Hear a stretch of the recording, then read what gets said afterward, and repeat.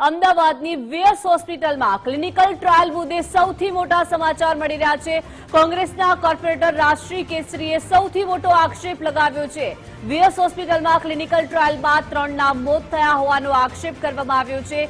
500 થી વધુ દર્દીઓ પર ક્લિનિકલ ટ્રાયલ થયા હોવાનો આરોપ લગાવવામાં આવ્યો છે।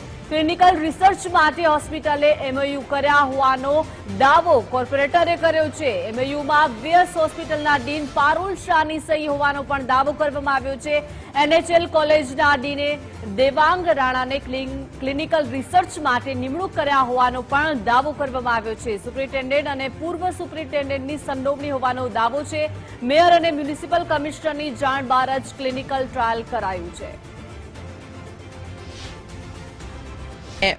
કમિશનર સાહેબને રજૂઆત કરેલ ત્યારે કમિશનર સાહેબે મને હૈયાધારણ આપેલ કે હું આ કેસમાં કમિટી રચું છું અને કમિટી રચીને હું આ કેસમાં કંઈક રિઝલ્ટ લાવીશ। આ કેસ એમણે 3 દિવસ પહેલાં 4 દિવસ પહેલાં 9 જણાને સસ્પેન્ડ કર્યા, એમાંથી એક દેવાંગ રાણા છે અને બાકીના 8 કોન્ટ્રાક્ટવાળા ડૉક્ટરો છે। એમણે આ કમિટીમાં પારુલબેન શાહને ભાઈ અંદર ઇન્વોલ્વ કર્યા, જ્યારે ખરેખર તો મૂળ આરોપી પારુલબેન શાહ જ છે।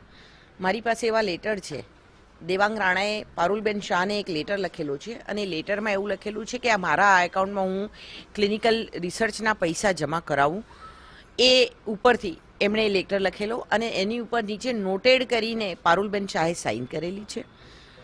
એક બાજુ પારુલબેન કે ચેરીબેન એવું કહી રહ્યા છે કે આવી કોઈ કમિટી જ અસ્તિત્વમાં નહોતી, ત્યારે એસ્પો લેબોરેટરીઝ કરીને એક કંપની છે જેણે 29 નવેમ્બર 2024ના રોજ એક રિસર્ચ કર્યું, ક્લિનિકલ ટ્રાયલ કર્યું અને ક્લિનિકલ ટ્રાયલ કર્યું એની ઉપર પણ પારુલબેન શાહના સાઇન છે, જે કોર્પોરેશને 17 થી 20 કરોડ રૂપિયાનો એક આંકડો બહાર પાડ્યો છે। 500 થી વધુ ક્લિનિકલ ટ્રાયલ થયા છે એવું બહાર પાડ્યું છે।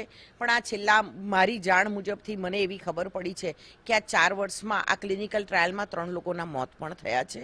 જે ફેમિલી મારી પાસે હવે આવી રહી છે, એ ફેમિલી મારી પાસે આવે એટલે હું ચોક્કસથી આપની ચેનલના માધ્યમથી એમને આપની સમક્ષ બેસાડી દઈશ। મારું કહેવું એટલું જ છે કે આ કેસમાં કાયદાકીય કાર્યવાહી થવી જોઈએ।